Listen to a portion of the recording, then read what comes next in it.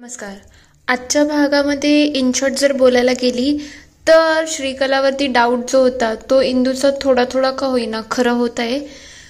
नमस्कार. इंद्रायणीच्या आजच्या भागात आपण बघणार आहोत आदोक्षस इकडे इंदूला एक्सप्लेन करत असतो. इंदू असं घरात भांडण व्हायला लागलं ना किंवा कलेश व्हायला लागलं ना की मला असं वाटते की आपण हे घर सोडून कायमचं निघून जावं, मला इथे राहायची इच्छाही राहणार नाही. तेव्हा इंदू म्हणते तू काय बोलतोय, तुला तरी कळतंय का, हे आपलं घर आहे आणि आपण आपल्या वाड्याला का बरं सोडून जायचं, विठुरायाचं घर आहे आणि आपण या घराला कधीच कुठे सोडून जाणार नाही. तेव्हा तो म्हणतो इंदू मग तू श्रीकलाशी जुळून घेशील ना, ती आता या घरची सून होणार आहे. तेव्हा इंदू म्हणते ठीक आहे. तेवढ्यात ती म्हणायला लागते मला जायला लागेल. ती लगेच तिथून निघून जाते.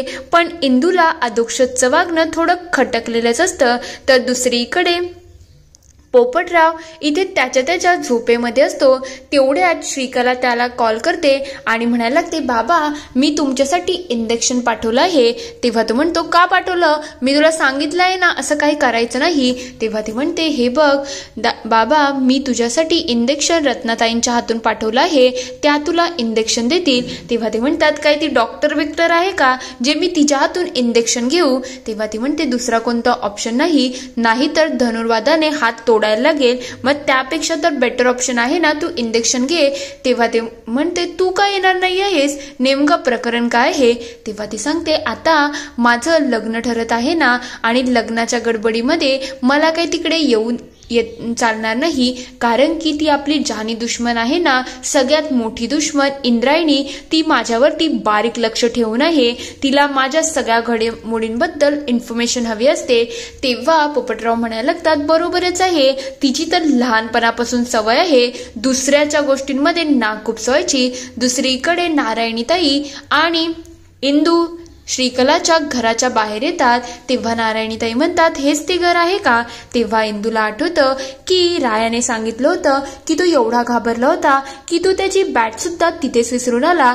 तेव्हा नारायणीताई म्हणतात काय ग हे घर कसं आहे, एकटंच आहे, वरून इथे आजूबाजूला काहीच नाही, सडा नाही, रांगोळी नाही, साधं दरवाजाला तोरण सुद्धा नाही, हे काही बरोबर वाटत नाही. तेव्हा इंदू म्हणते पण ठीक आहे ताई जे काही असो.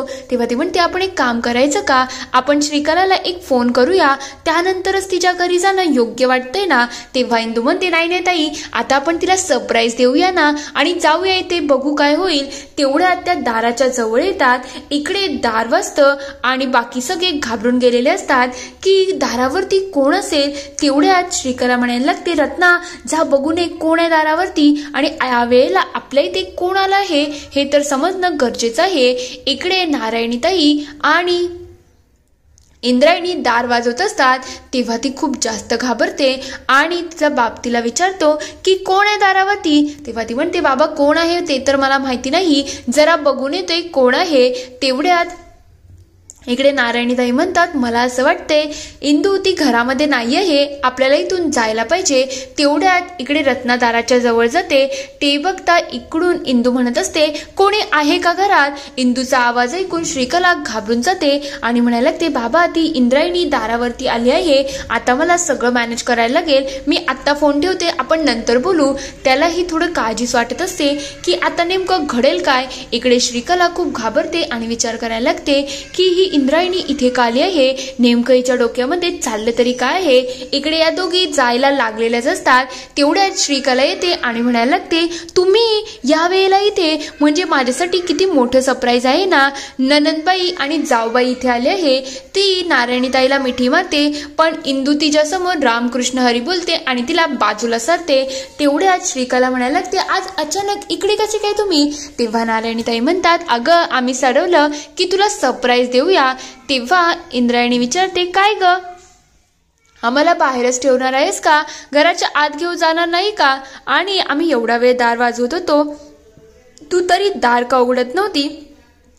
तेवढ्यात ती म्हणते चला ना घराच्या आत चला. ती लगेच सगळ्यांना घराच्या आत घेऊन जाते. इंद्रायणी सगळीकडे बारीक लक्ष ठेवून असते.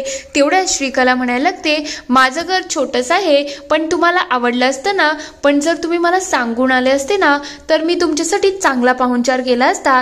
तेव्हा नारायणीताई म्हणतात, श्रीकला खरंच तू घर खूप छान आणि टापटीप ठेवलं आहे, हे खरंच खूप छान वाटतं. श्रीकला त्यांच्यासाठी पाणी घ्यायला जाते. तेवढ्यात इंद्रायणीचं लक्ष इकडे तिकडे जातं आणि ती सगळ्या गोष्टींकडे बारकाईने बघत असते. श्रीकला तेवढ्यात तिला विचारते, काय ग तुम्ही पाणी घेणार का? इंदू स्पष्टपणे नकार देते.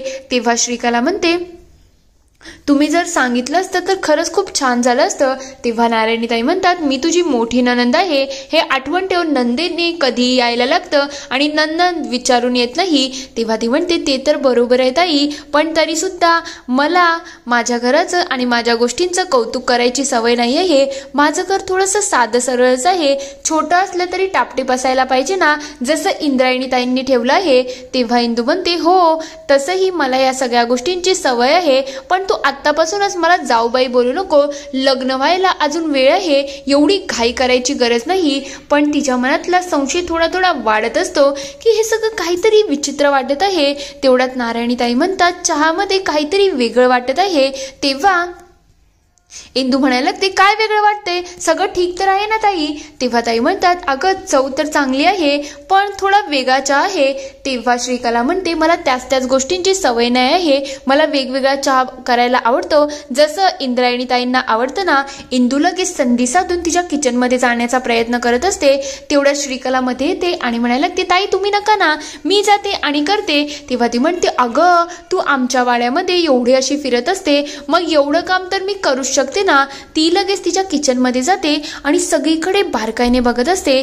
तेवढ्या श्रीकला म्हणायला लागते, मलाही तिकडे जाऊ दे म्हणजे मला समजेल. ताई काही हवंय का तुम्हाला? सगळं व्यवस्थित ना?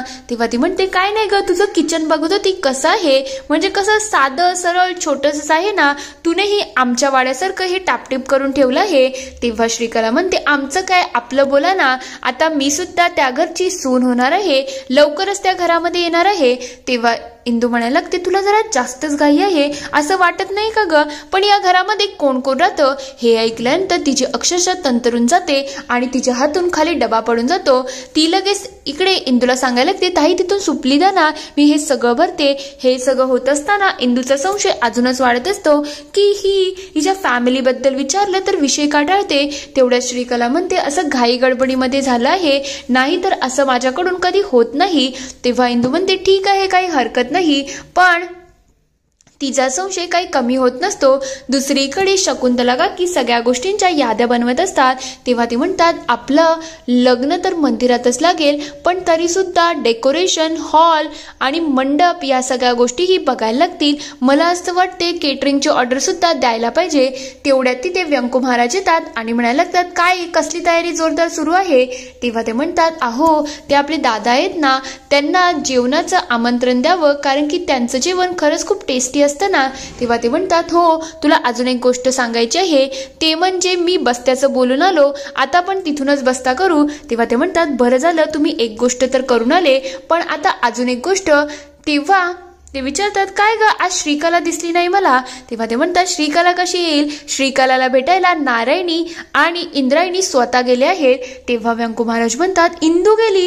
हे खरंच आश्चर्याचं आहे.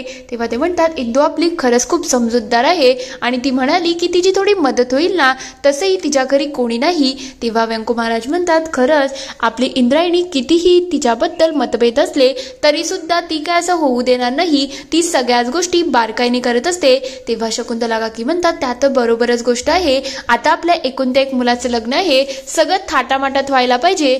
तेव्हा व्यंकू महाराज म्हणतात, ते तर होईलच, पण मला एक गोष्टीची भीती आहे, यांच्या दोघांमधले पूर्वानुग्रह तसेच राहता कामा नये. तेव्हा शकुंतला काकी म्हणतात, कारण की पुढे जाऊन याच दोघांना दिग्रजकरांचं पुरं घर सांभाळायचं आहे, मग त्या दोघांमध्ये मतभेद नसावे. हे ऐकल्यानंतर त्यांनाही थोडं टेन्शन आलेलं असतं. दुसरीकडे इंदू इकडे सगळ्या गोष्टींकडे बारकाईने बघत असते. तेवढ्यात नारायणीताई म्हणायला लागतात, काय ग तुला शिवणकामाची आवड आहे हे मला माहिती नव्हतं. तेव्हा श्रीकला म्हणते, ते तर आहेच, पण सगळ्याच गोष्टी मी एक्सप्लेन करत नाही. तेवढ्या ती म्हणते, आता तू आमच्या घरची होणारी सूनबाई आहेस आणि गोपाळाने तुझं लग्न सुद्धा लवकरच होणार आहे. तेव्हा ते म्हणतात, काय काय एवढी लाजते, बघ बघ ही कशी लाजत आहे. तेव्हा श्रीकला म्हणते, तसं काहीच नाही ताई, आणि तसंही आता लग्नाची तयारी तरी सुरू होऊन जाईल आणि सगळ्या गोष्टी कशा होतील काही समजणारच नाही.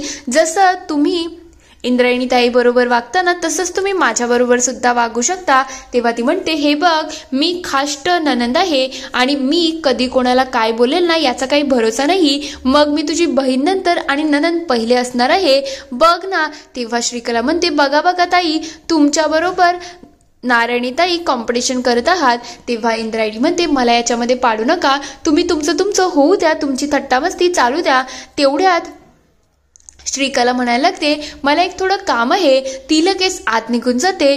तेवढ्यात ती विचार करते, हे सगळं काय आहे, ह्या इथे गप्पा मारत बसल्या आहेत, यांना इथून जायला पाहिजे. तेव्हा इंद्रायणी इकडे विचार करायला लागते, ही आत का गेली. तिचं लक्ष त्या पडद्याकडे जातं आणि इंदू त्या पडद्याकडे पुढे पुढे जात असते. तेवढ्यात श्रीकला विचार करते, नाही नाही, मला आत राहून काही चालणार नाही, मला बाहेरच जायला पाहिजे, नाहीतर ती इंद्रायणी आहे ना, ती काही ना काही नक्कीच शोधून काढेल. इंदू त्या पडद्याच्या जवळ गेलेलीच असते. तेवढ्यात मागे श्रीकला येते आणि त्या पडद्याला बघून ती अक्षरशः घाबरलेली असते. इथे एपिसोड संपतो. पुढील भागात आपण बघणार आहोत नारायणीताई आणि बाकी सगळे घराच्या बाहेर आलेले असतात. ते त्यांना बाय करून जायलाच लागतील. तेवढ्यात तिथे श्रीकला म्हणायला लागते, ही बघा, ही माझी रत्नामाई आहे. तिला बघता इंदूचे डोळे अक्षरशः फिरायला लागतात. श्रीकला म्हणत असते, हीच माझ्या बरोबर असते. इंदूला तिला बघता डोक्यामध्ये तिडीक जाते आणि ती आयुमायू करत अक्षरशः किंचायला लागते. ते बघता रत्नाला खूप आनंद झालेला असतो. इथे हा एपिसोड संपतो. आता रत्ना आणि इंद्रायणीची भेट झाली आहे. खरंच इंदूला आता तरी यांचं सत्य कळेल का? तुम्हाला काय वाटतं ते मला कमेंटमध्ये नक्की कळवा. व्हिडिओ आवडला असेल तर लाईक करा, शेअर करा आणि चॅनलला सबस्क्राईब करून घंटी वाजवायला विसरू नका. नवीन व्हिडिओजच्या नोटिफिकेशनसाठी. व्हिडिओ बघितल्याबद्दल धन्यवाद.